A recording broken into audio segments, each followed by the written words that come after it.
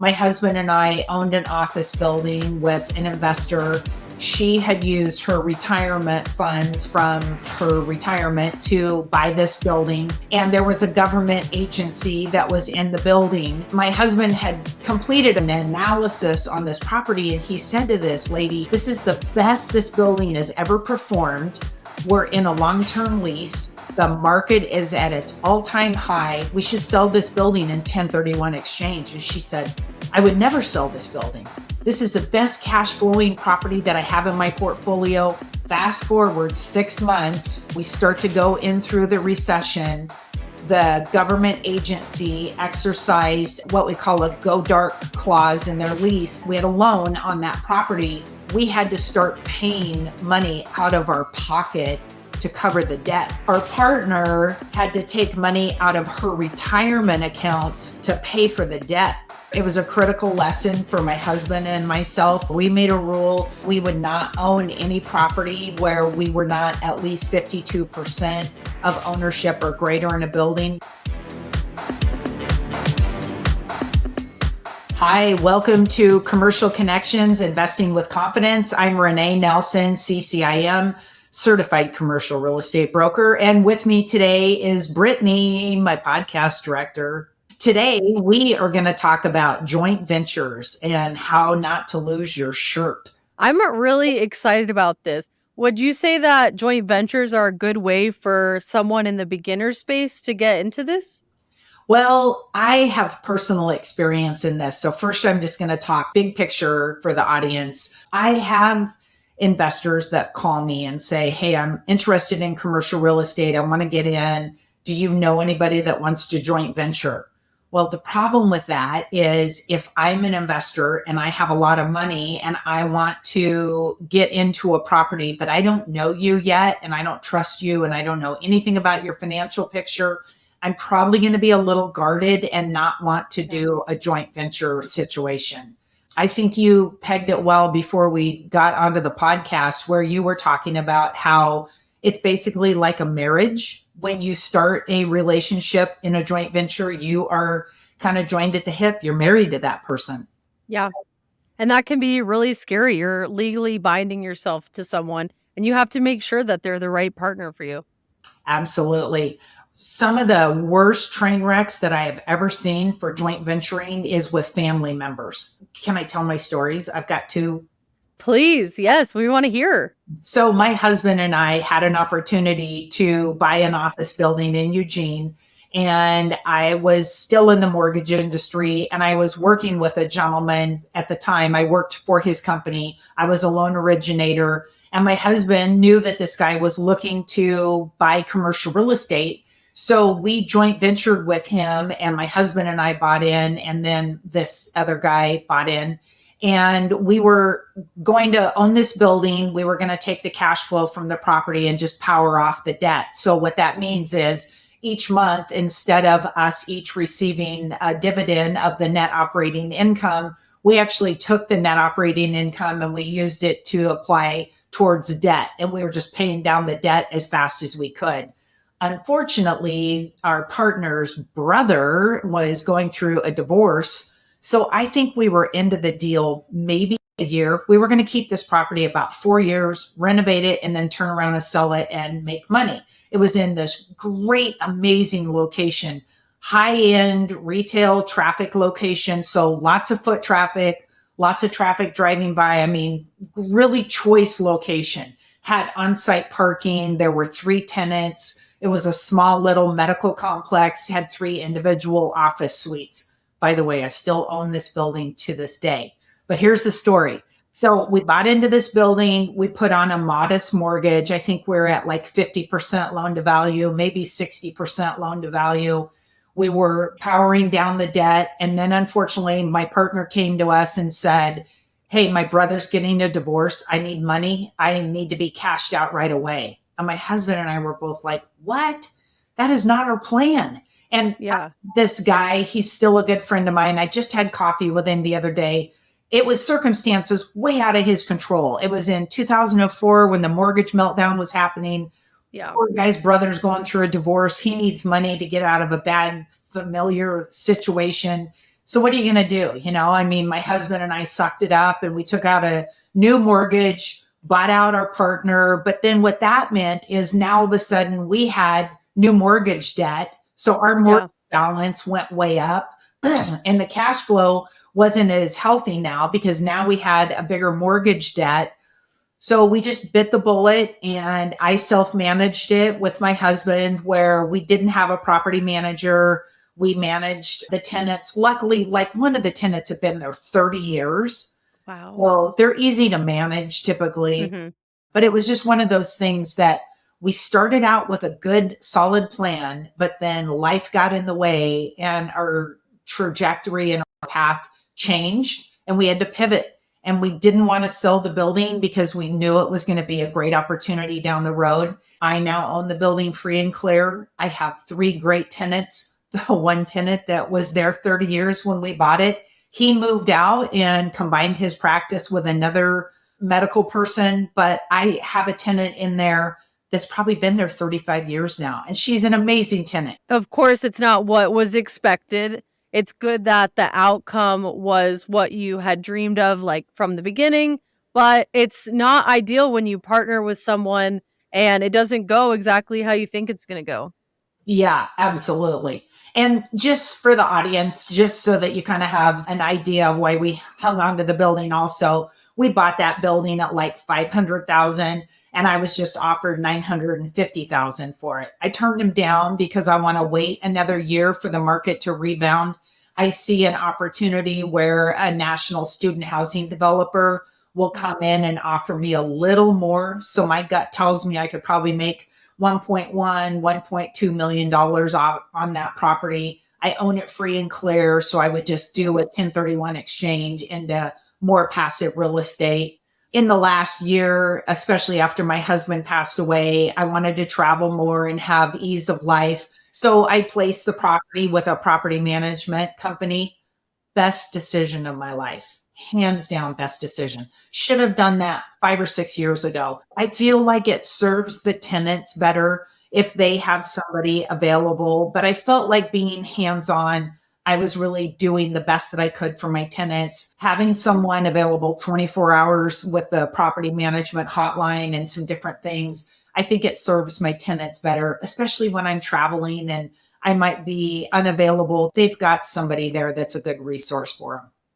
Yeah, absolutely. And you've built that relationship over such a long period of time that you've built that trust. And it sounds like that property really worked out for you. I could keep it in my portfolio. I think I could earn a better rate of return. I am your typical landlord. So, what I've done is over the years, my husband and I put new windows, new siding, and we remodeled the interiors of all three medical suites, put new carpet, new furnishings on it, remodeled the bathrooms. But it's at a point where, in order to really take the value to the next level, Hmm. a builder should buy that and completely renovate that. It wouldn't surprise me if we put a second story on the building or something like that. But I, as an investor, I don't want to spend that money Yeah. because I don't do construction. And so I see the risk and the exposure. Yeah, Hmm. I could probably make a lot of money, but for me, I'm risk adverse. I wouldn't advise someone in my position to do this. So I'm not going to do it either. I'm just going to sell it down the road in 1031 exchange into something else. Yeah, that makes a lot of sense. Like, I think in today's world, when there's so much information out there and you can listen to different podcasts, read different books about this, and network and connect, it feels like you want to get into it all. But I think what's really important for people to remember is like you have to play to your strengths. If you're not huge in the construction business and you don't have a lot of connections there, that might not make the most sense for you. Yeah. And that's exactly where I see my exposure and my risk, where I know and understand property. So I could easily calculate net operating income and go buy another asset. I would probably 1031 exchange into a single tenant building, maybe like a fast food retail building or something like that. So, in terms of joint ventures, when people are thinking about getting into commercial real estate for the first time, who would be a good business partner to get into this with? I would consider maybe friends or family, but here's the critical thing. You need to run this like a business. So if you're younger and you're going to go ask your parents, as an example, to be partners with you, you need to ask them, hey, mom and dad, are you willing to contribute money and you're just going to let it ride? Do you want a rate of return? Do you want your money back? When do you want your money back? I mean, obviously, they're probably not going to just give you all this money. They're going to want their money back, but is their expectation they want it back in 12 months, 3 years? Are you going to try to renovate the building and Mhm. go in and raise rents? Or is it a building that you could buy and have existing tenants in it? You got to figure out what's your plan and what's your strategy. Yeah, so definitely creating a business plan is huge. And would you say, so someone who's young, who's maybe going in it with family, would you say that hiring a property manager makes sense, or that doing the property yourself, managing it by yourself, makes more sense to save money and as a beginner? It all depends on what kind of property it is. So if you have residential tenants in it, there's tenant landlord laws that are so tricky that if you violate them, your tenant could sue you for anywhere from 3 to 5 months worth of rent plus damages. So you're talking $30,000, $40,000 at a minimum that they could sue you for. Compare that to what a property manager would charge you. It's a drop in the bucket. Screening for tenants. You've got to pull credit reports. You need to do checks. There's a lot of complexity to screening tenants. So I really feel like a property manager is worth their weight in gold. But if you're kind of eking in and trying to buy something with as little money down as possible, you may need to self manage for the first couple of years. If you're buying multifamily and you're in Oregon, do some Google searches and look for rental owners associations or landlord associations that are reputable that you can join and that you can get the forms that you need, because there are some specific forms that are now required that you have to supply to a tenant. And if you don't, you're in violation and they can sue you. If you feel confident that you've done the research and networked with the right people and gotten a lot of the good information, it's possible, but really these property managers are the way to go. They are. Because if a tenant's got a problem, they know tenant landlord law. Plus, they've got the experts in their back pocket of who to send out.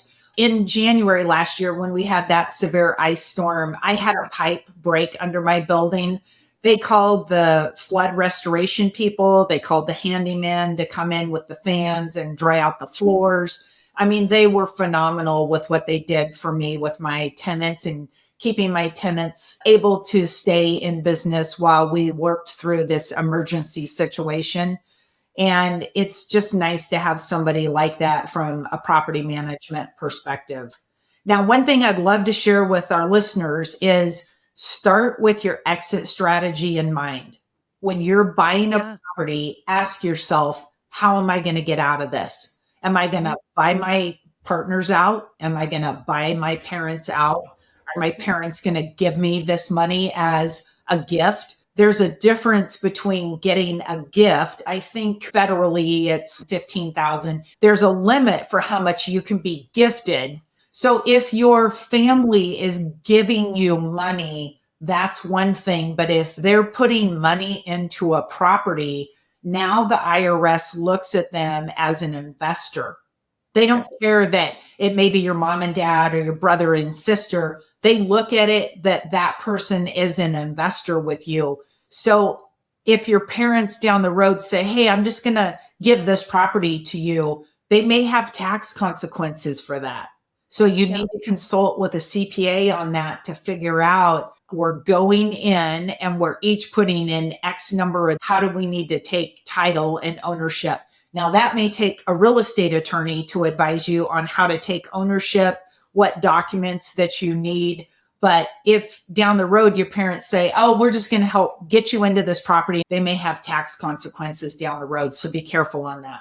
Yeah, I feel like I hear some advice online about like putting property in like certain family members' name and then like gifting it to them later on. I hear that advice a lot online, but you kind of have to understand, like, it feels like there would be consequences to something like that.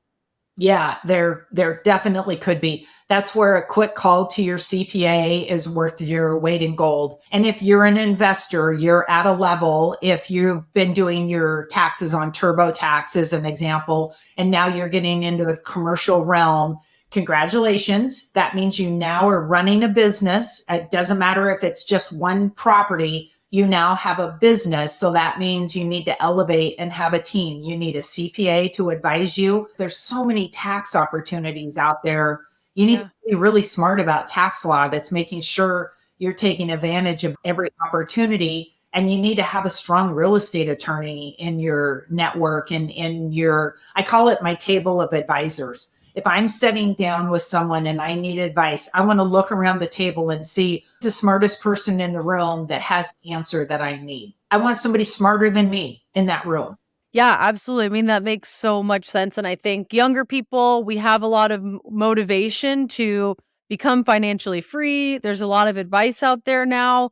But if you're not surrounding yourself with the right type of people and bringing in those advisors, and you're trying to do everything yourself, I mean, it could be exhausting and you could really lose sight of big picture.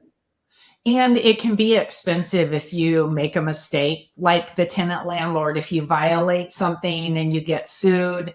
Also, talking about what you're seeing right now online, Brittany, I see a lot of, I'd call them get rich quick seminars, where they tell you, oh, we can help you build a real estate career. Now, I don't want any bad blood out there with anyone, so I'm not going to drop names. I've actually been to some of these seminars because I wanted to see firsthand what they were teaching people because I was so curious.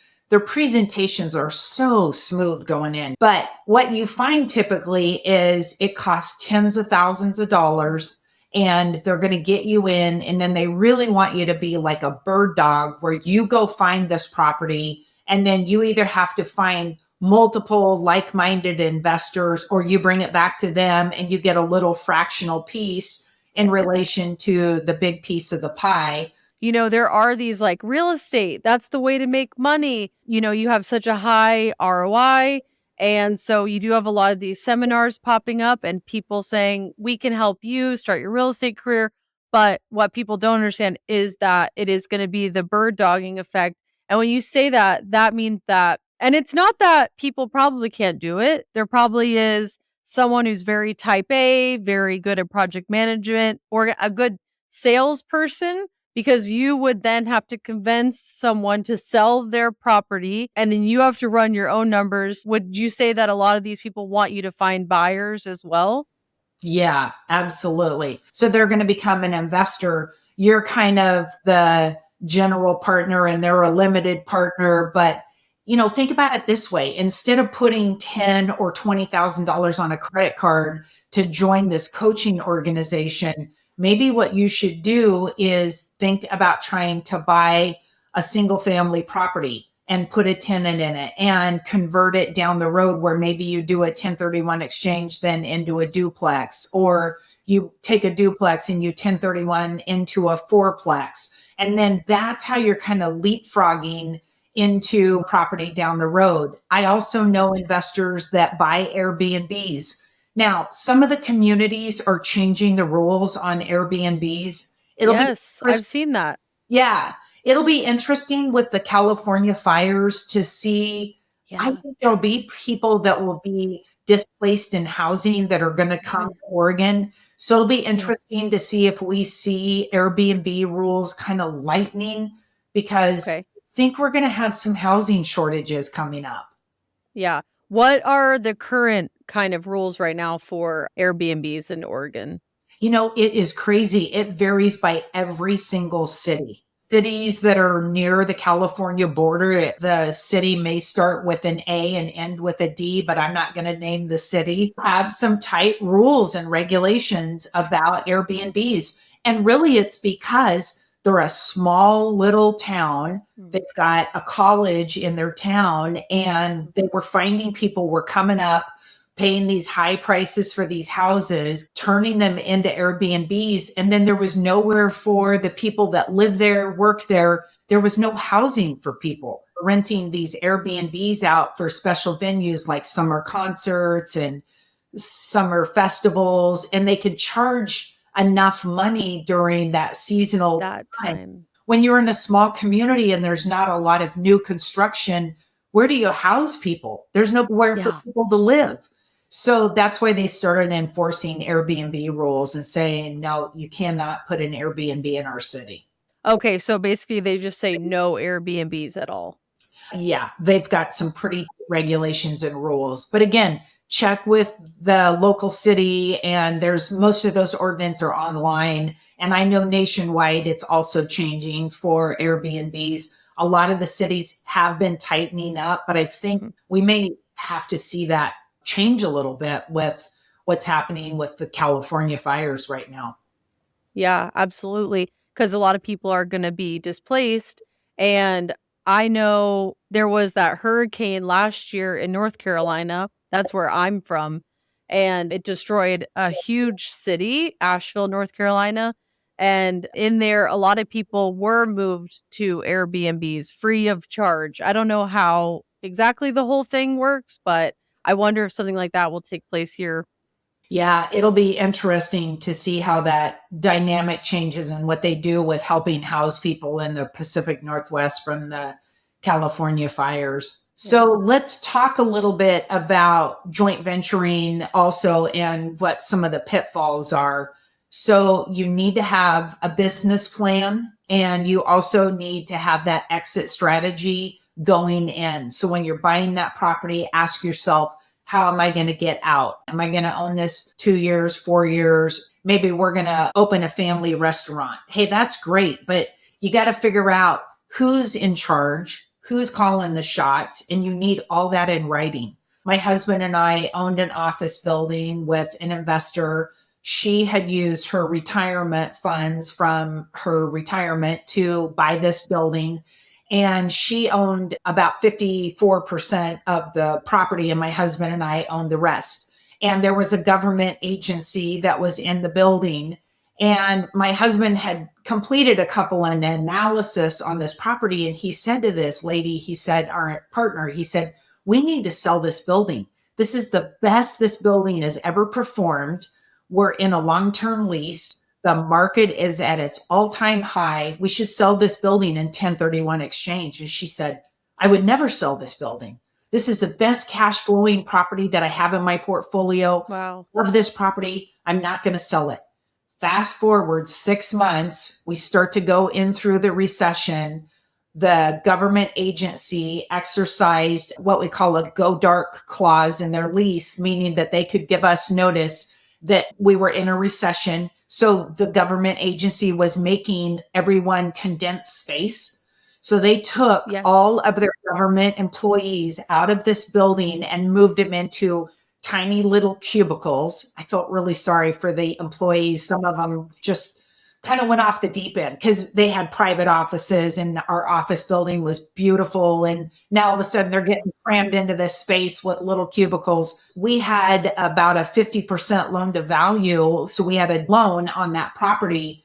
We had to start paying money out of our pocket to cover the debt because the tenant could legally move. They had the right, they exercised their option. And we knew that going into the lease, but they had been there 10 years, 20 years left on their lease. We bought when the market was phenomenal. Nobody saw the mortgage meltdown coming in 2004, 2005.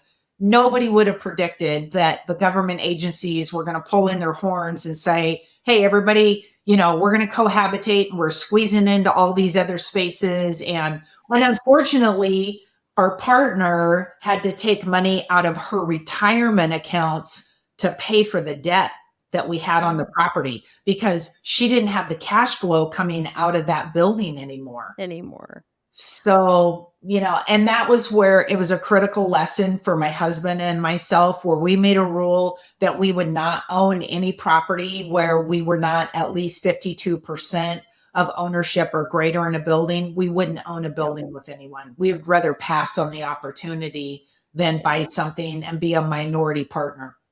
Yeah. And when you're a minority partner, you basically have less say in what happens over selling and things like that. Yeah, that's exactly the situation. And fuel in the fact that if you are investing with a family member or family members, there's family dynamics that work in there. Maybe you're the favorite of the family, or maybe you're the black sheep. Who knows? But think all that through and put something in writing and have a real estate attorney help you. It's worth its weight in gold to get an attorney involved up front and get a good solid document of the operational agreement, who's operating the property, who's in control, who's calling the shots. Let's say your roof starts to leak. Where's that money going to come from? Do you have an operational account set aside? Often when you get into a property, sometimes those properties are expensive. So you haven't built up your operational account yet. You might have to pull some money out of your own pocket to pay for some repairs. Is everybody going to kick in the same amount? That's just some of those things that you got to decide up front. I feel that if you're going to spend all the time to go through a joint venture and work with, especially family, and some of these conversations might be easier to have with a business partner who you've just kind of gotten to know. But when you're working with family, sometimes those conversations can be uncomfortable. Yeah. Admitting, financial struggles and things like that. You might not want them to know like what you're going through. And while that might be scary, if you're going to spend all this time to go into this joint venture together, it makes so much sense to just go ahead, put it in the agreement. It makes sense. And then you're not in a situation where you get down the road and there's resentment. Because I've seen family dynamics where everybody went in happy, and within 6 months to a year, everybody was mad. They stopped talking to each other. I know of a family in particular that hasn't talked to each other in 5 years. They're still mad at each other. This is supposed to be a good thing that helps build wealth over time, makes you financially free, gives more power to you as the owner. You shouldn't let these things come between you and your family. I totally agree. I hope this has been helpful for our listeners. If you have found this informational, click the subscribe button and share this with someone, particularly if you want to invest with your family members. You can reach out to me on LinkedIn or go to my website, eugene-commercial.com. Feel free to leave us a comment in Spotify or on YouTube. I answer each one of those personally. Thank you so much for listening, and happy investing. Coming up next on Commercial Connections. Best stores that perform in the country are in towns of 20,000 people. This is the only place to buy toilet paper and bread and milk. The entire town knows that, and the store does 3 times what the store in Austin, Texas does. Picking out the store obviously highly depends on the investment goals of that person. There are 20,000 locations, and it's one of the most marketed properties on, say, Crexy. You really have to know what you're looking at. Misconception that a lot of investors have is, well, there's 700 of them, they're all the same. I want to throw a dart at a board and it won't make a difference. Whereas it really does.